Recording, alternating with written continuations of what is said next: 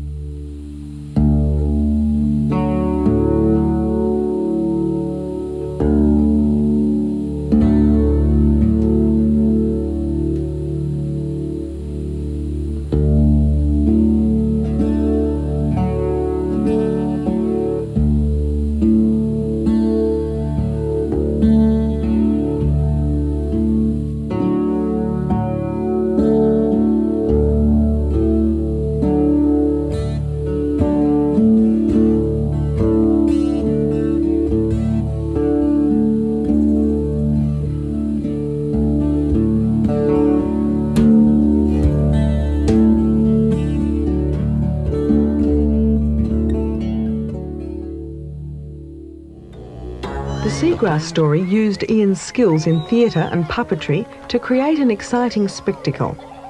An event which would draw attention to the unexplained disappearance from the bay of large tracts of seagrass, the very basis of the food chain.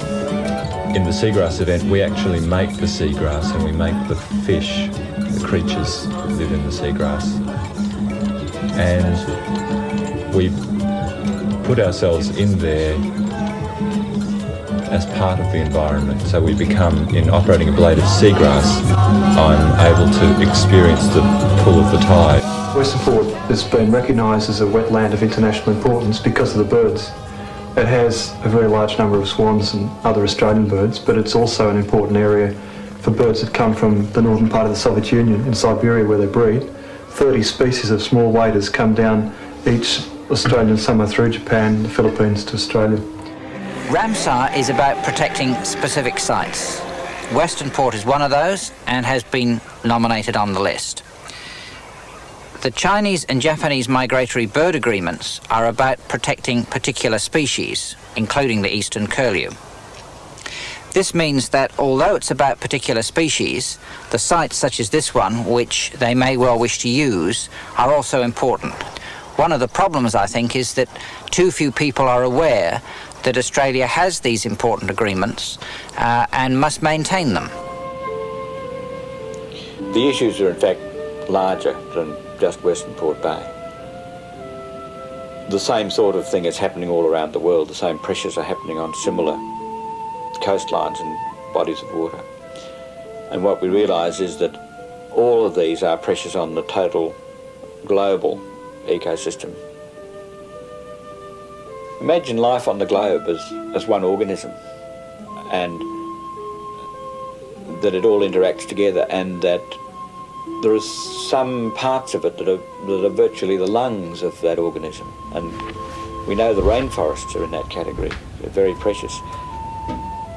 So are the wetlands. And Western Port, with its tides moving in and out and its very shallow water, is a wetland which is just as productive as any rainforest.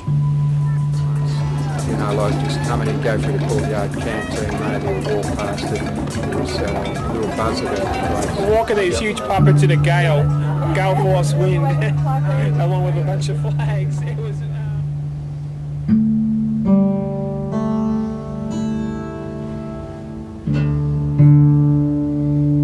Welcome everybody here this evening as we pay our respects and acknowledgement to the traditional owners, the Wamba people, And what I'd also like to do is pay our respects to the stolen generation.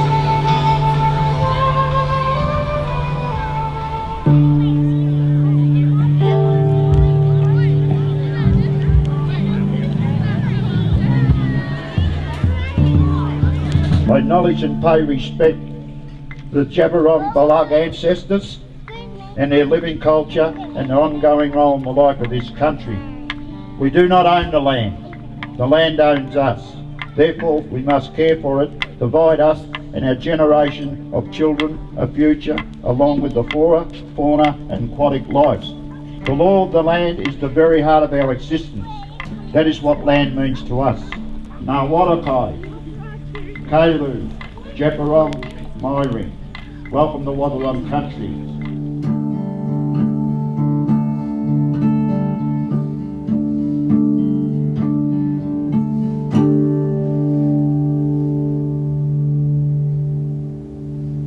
Human beings are nature too. Nature is not out there. The trees and the rivers and the mountains are nature, and human beings are not nature. We are nature too, because anything and everything which is born and which will decay and die is natural. So we are born and we will die, therefore we are natural. So there's nothing in supernatural or supranatural or superstitious in spiritual.